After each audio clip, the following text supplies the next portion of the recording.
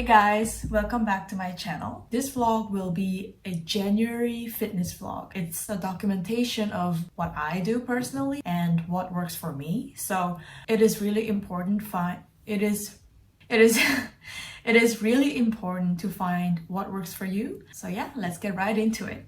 Alright, so I've started weight training in 2021. I had been always so scared of really stepping into the free weight area where you work out with barbells and dumbbells. I just followed my boyfriend who had been doing weight training for a bit. He really made me feel comfortable and he really helped me through how to start really structuring the workout that works for me. So the workout program that I follow is Stephanie Buttermore's workout. I'll put it here. Let me fangirl over her for a bit, okay? So she is definitely one of my favorite fitness YouTubers. I mean, you guys probably all know her or have heard of her at least. So she used to struggle with extreme hunger and she decided to go all in, meaning she gave herself unlimited permission to eat to satiety. Over the course of a year, her hunger started to plateau and she's now at a very healthy and sustainable level of hunger and appetite. But even before the all-in journey, she has a lot of cheat day videos. She's a sweet tooth, so she would eat a lot of donuts, a lot of pizzas, a lot of those food that are considered guilt food in fitness industry. So yeah, it's super interesting. So go check it out. It's super fun. But check out after my video. Don't leave yet. Alright, let's get to my own journey, alright? So what I really like about this program is that there are a lot of compound movements, meaning you engage more than one muscle group, such as back squats, front squats, deadlift, and etc. The strength in my body is quite unbalanced. So my lower body is rather strong and my upper body was like an infant. So I really put a lot of effort in working my upper body out and that's how it's going now. So in 2022, I was so motivated, so ready to hit the gym, and here's how it went. So yesterday, I had the very first gym session in 2022. Midway through, I was so tired and exhausted. But I was like, you know what, at least finish what you started. And I did, so for that, I was very, very proud. And I started thinking, why am I not rested? And I realized I've been very active actually, socially and physically. I feel like I just simply thought not going to the gym would automatically mean I'll be rested. Another thing was planning. So my workout plan is 6 days a week. This week, I wasn't sure whether I'd be able to do the whole plan. So I was thinking, should I just wait until next week and make sure that I can do every single day according to the plan? But I was like, even when you can do something partially, it's something. Because long term, you're not losing much. You're just missing 1 or 2 days out of so many days and years. I feel like this is way too many takeaways from one gym session, but yeah, 2022, my workout journey is starting well. So yeah, in the first week of January, I had a really great workout session and then this happened.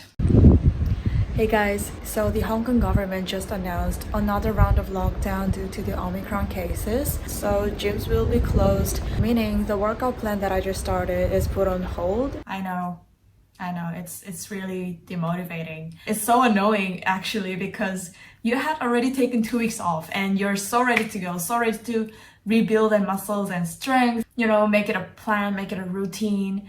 You only went for a week and everything just shut down again.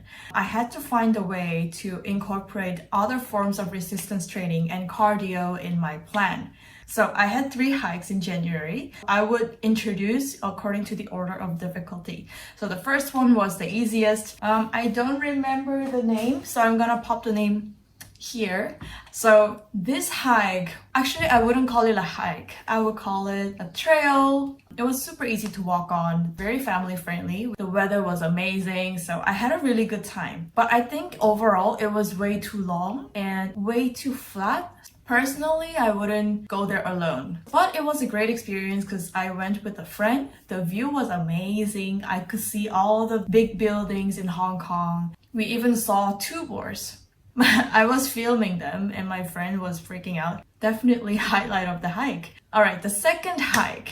Let's get into it. It's Ma On Shan in Sai Kung, Hong Kong. So 2 stars out of 3. It was definitely not the hardest hike I've done, but it has definitely some sort of altitude. So you're definitely gonna sweat. It's perfect when you don't want to spend the whole day, like a super long time hiking, but also you want something solid. The view was amazing. The weather was again perfect. Let me just tell you the perks of hiking in Sai Kung in Hong Kong. Food. Their food is just so good. Like, okay, where do I start?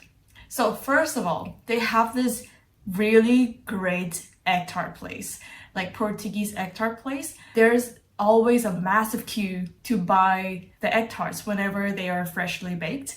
It's so good. If you happen to be around Sai Kung, you have to try at least once. The second place I recommend is Little Cove. It's a really, really great brunch place.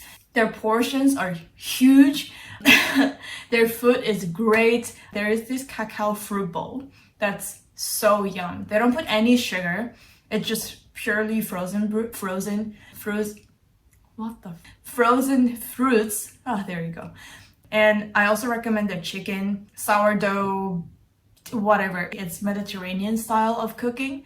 So good. And their coffee. I'm a huge coffee person. I drink decaf, I know, but 10 out of 10. All right. They also have this Vietnamese place called Saigon Pho. So good.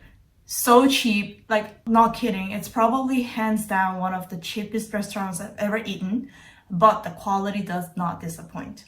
And there is this Mediterranean place. I love Mediterranean food. They're so fresh, healthy, yum, just everything. Check out this place called, sorry, I'm really bad with names, called This. I always get chicken shish rice with yogurt and spicy sauce. Their chicken is amazing. It's perfectly marinated, perfectly roasted. The hummus is 10 out of 10. Also, you can get student discount if you're a student. So keep that in mind. All right, anyway, these are the biggest perks of hiking in Sai Kung, because you can eat around these amazing areas and then start your hike fresh, and that's exactly what I did. This is all I ate during the day. All right, let's get into the third hike, the Twin Peak. I'll give this hike 3 out of 3. No joke. Okay, this is definitely one of the toughest hikes I've ever done in Hong Kong. I went with a few friends, so I was a bit more distracted regarding the difficulty of the hike. But yeah, it was definitely a quite challenging hike. The Twins uphill is insane. Like, you feel like your glutes are burning to the point where they're gonna fall out. This hike is intense. I'm soaked in sweat. Oh no. I have this friend called Ellen. She also has a YouTube channel, by the way, so do check her out. She is fit AF. So she suggested to do Violet Hill and then Twins, which is 2 hours, and she wanted to do backwards. It was our New Year resolution. We were like, okay, let's do it by the end of 2022. Even on the way, we were like, are we doing it? Are we doing it? Are we doing it? We were like flimsy about it. And then at the peak, we were like, okay, go back. And then it just happened. So yeah, I completely died. I was destroyed. My calves, my legs, my glutes were sore for like 3 days. That was definitely a solid glute workout, as well as really great cardio. I think I walked more than 24,000 steps and climbed 300 floors. So it shows how intense it was. I would definitely recommend it if you're looking for something more challenging, and it's not even that long. So yeah, it's a really, really good hike. Recommend it, highly recommend it. Besides hiking and gymming. Alright, this video is getting way too long, so I'm just gonna wrap up here today. Thanks for coming to my channel as always. I'll see you in part 2. Bye, have a good day.